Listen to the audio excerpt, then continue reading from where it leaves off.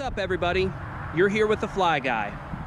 Okay, so I am back at the small lake that I hiked into the other day and caught a couple fish, my first fish of the year. But this time, I have my Caddis Pro 2000 float tube and I've got 2 fly rods. So now I'm gonna try to cover this whole lake before the rain hits. And I'm gonna start off fishing a small streamer pattern, something that doesn't make a big splash when it hits the water. Last time I was here, I was fishing a Clouser minnow at the start, and when that fly hit the water, it spooked some fish. The water is really clear. I'm gonna start with a clear intermediate sink fly line, and I'm gonna start with the featherhead minnow. This is a small minnow pattern. I've seen a lot of small bait fish in the shallows, so I wanna make sure that I can match them as closely as possible. I'm using a natural white and grizzly pattern featherhead minnow, so hopefully that does the trick. On the other rod, I'm gonna use a short sink tip and a heavy jig fly. I'm gonna use the headstand bass jig, and this fly is gonna get down. I'm gonna use this around specific key structure points, and the featherhead minnow is gonna be more for open water and weed lines. So come along with me today, let's see if we can get into something. So here is the Caddis Pro 2000 float tube. First time I'm getting it out this year, and I'm really looking forward to it. I'm hoping to slay some fish today.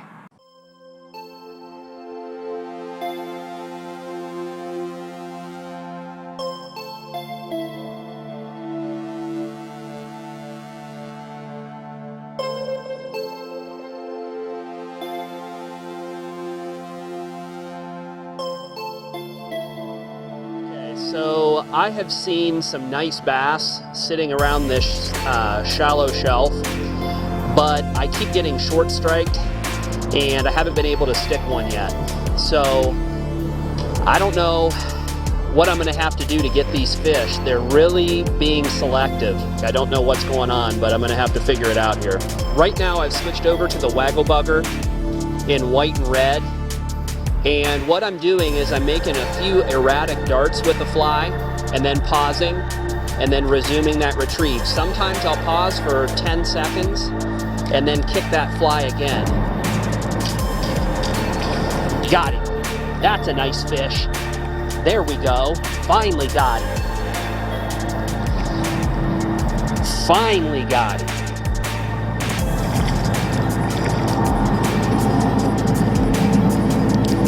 Boy, he's skinny hooked. Oh. Okay, so the first fish came on the waggle bugger. Again, this fly is just a really good producer for me, and nothing else was working. I changed from the featherhead minnow, and it really seemed to do the trick. It was a little bit bigger profile, and I'm not getting short striked as much with a waggle bugger, even though they are still swiping at it. So let's see if we can't convert here and put some more fish in the boat.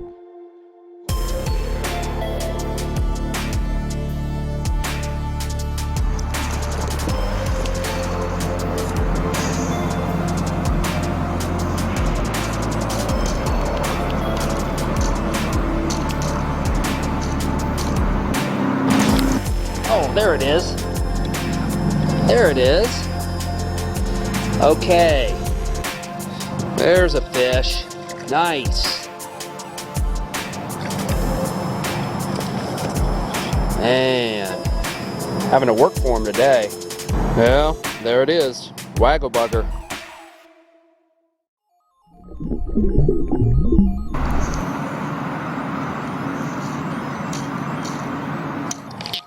Oh, there we go. There's another fish.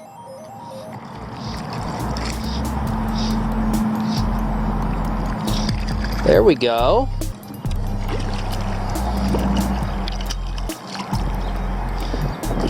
Oh, this one's a little bit better. Now this fish, yet again, nothing big, but he's fun, and he took the waggle bugger. That erratic retrieve seems to be what's doing the trick. I'm starting to catch him now, and I'm just literally stripping erratically really fast, but short. So short little bursts, let the fly kick, let that tail kick, and then these fish are just hammering it on the pause. Let's get this guy back and get another one.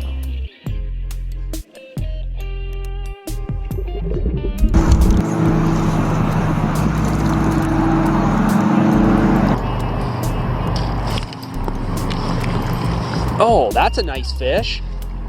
There we go. There it is. Oh, he's gonna jump. There we go. Whoa.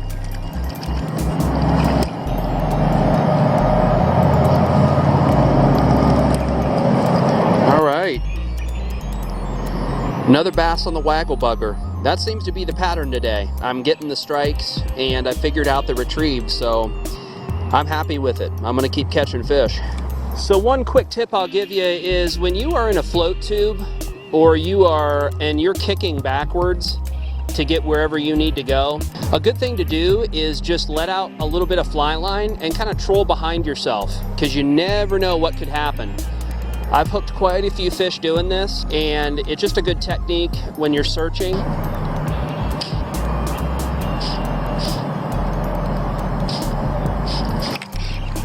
There we go. There we go. There it is. Boy, this one is fighting. Wow. Okay. Nice. So just caught another fish, and I changed rods for a second. I had just cast it into here with the waggle bugger, but if you can see, that is down trees and rocks. So I got the headstand jig out and tried to do the same type of retrieve over there, and it produced another fish. So I'm gonna keep peppering this structure until I run out of opportunities. Okay, so I am changing up. I'm gonna stick with white, but I am gonna fish a little bit bigger of a pattern than the waggle bugger. This is the bronze back flash dance, and it's a smaller version of a northern pike pattern that I tie.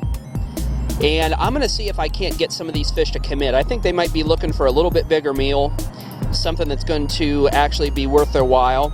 So let's see what happens. I am hoping with this fly change that I can get a little bit bigger fish to commit.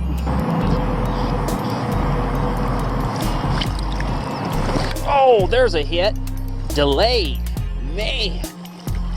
This is a little bit better fish here. Good. Right as I was getting ready to move. He probably followed it all the way up. Whoa.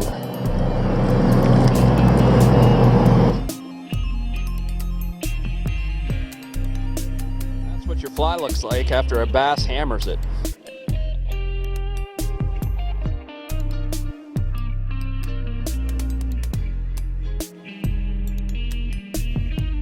All right, he is not a lot bigger, but he is a little bigger. Oh, wow, what a take. I saw that one. Whew. What a take. That was sweet.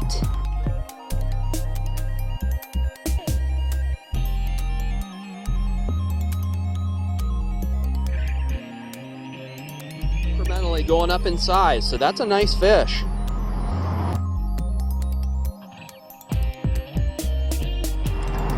Wow.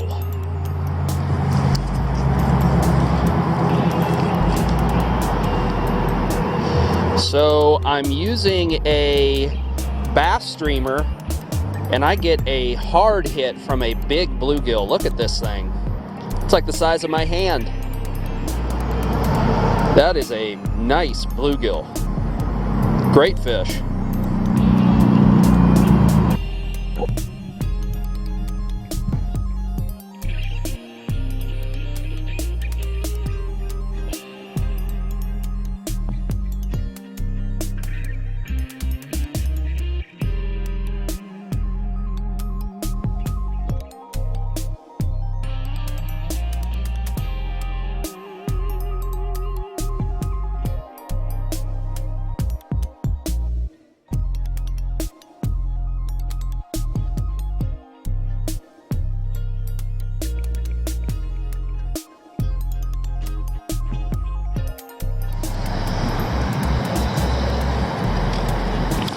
Oh, there's a hit. There's a hit. Man. Almost right away. Nice fish. Oh, there's a better fish. Nice. This is the type of fish we're looking for right here. Nice fish. Let's bring him back over. There's a little bit better fish. That's a nice bass.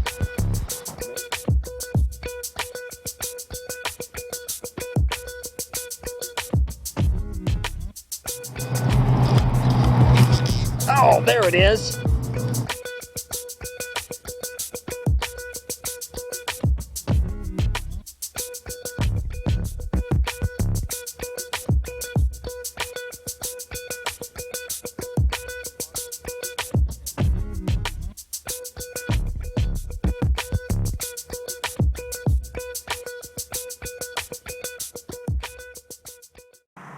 All right, everybody. Well, that was a really fun trip. I caught a lot of fish.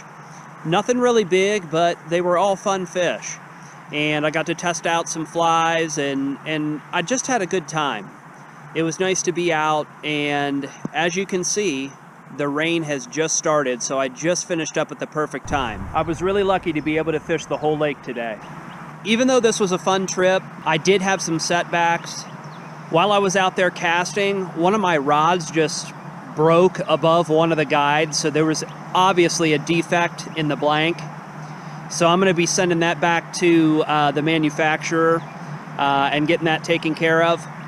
Also, I have a new pair of waders that I wore today for the second time only, and my right boot is filled up with water, so not too happy about that. I don't know. I've just had setbacks today. It's just not been my day. I caught a lot of fish, but you know, these waders, for it only being my second time out on the water and barely using them, there should have been no issues.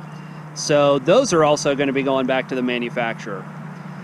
And one of the air bladders in my float tube